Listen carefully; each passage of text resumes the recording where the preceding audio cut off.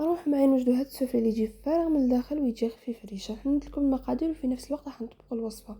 هنا في اناء نحتاجو كاس ما يكون دافي، نص كاس البن، واللي ما عندوش البن يقدر يدير نص كاس حليب يكون دافي ويدير فيه مغرف خل. هنا نسحقهم غير فاتحه خميره الخبز.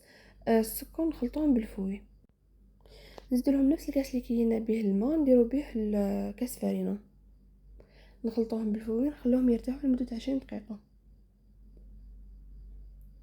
انا بعد ما تحت لي العجينه ندير لها 3 مغارف زيت، ما نكتروش الزيت. نديرو 3 كيسان فرينه، انا سوا دات لي 3 كيسان فرينه مع مغرفه ملح. نلمو العجينه مليح، لازم تكون تتلاصق.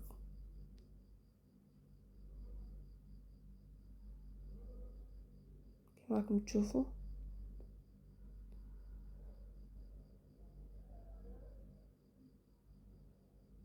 انا بعد ما لميناها كامل انا نزيد لها مغرفه تاع مارغرين، اللي ما عندوش يقدر يدير الزيت، ونسيو ندخلوها لداخل. نعاودو نخلوها ترتاح حتى يضاعف الحجم ديالها. انا بعد ما تضاعف الحجم ديالها نحكمو نديغازيوها ونقسموها على 6 كريات. انا درتهم لي سفلي كبار، نتوما اذا حبيتوهم صغار ديروهم صغار. انا درتهم كبار وخرجوا لي 6. هاد الكميه خرجت لي 6 حبات سفلي كبار.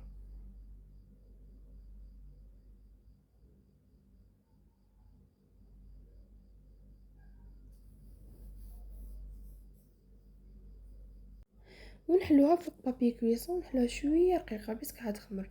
هنا نديرو الحشو اختياري. انا هنا درت صوص طوماط، درت لها كان عندي شويه بولي اشي قليته مع البصل، درت له فلفل الكحل الملح وزدتو. كان عندي ثاني شويه فرماج فوندو زدتو. نتوما ديروش حبيتو، تحبوا ديروا فيونداشي، تحبوا ديروا غير تشكشوكه، كل واحد ديروا شي يحب في الحشو.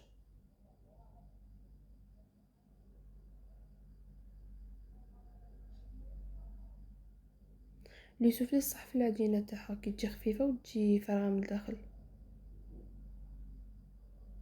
هنا علاش لازم نستعملوا بابي كويسون؟ باش تجينا سهله والشكل يجينا تاني شباب.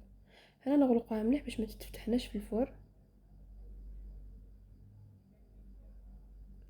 ابخي ندهنوها بالزيت، ندهنوها بالحبه تاع البيض. انا درت حبه بيض، درت لها شويه زيت زيتون وضربتهم مليح ودهنت بهم لي سوفلي ديالي. ابخي ندخلوهم يطيبوا في الفور اللي كنا سخناه من قبل. وهذه بعد ما خرجناه من الفرن. ان شاء الله تكون عجبتكم وصفه اليوم.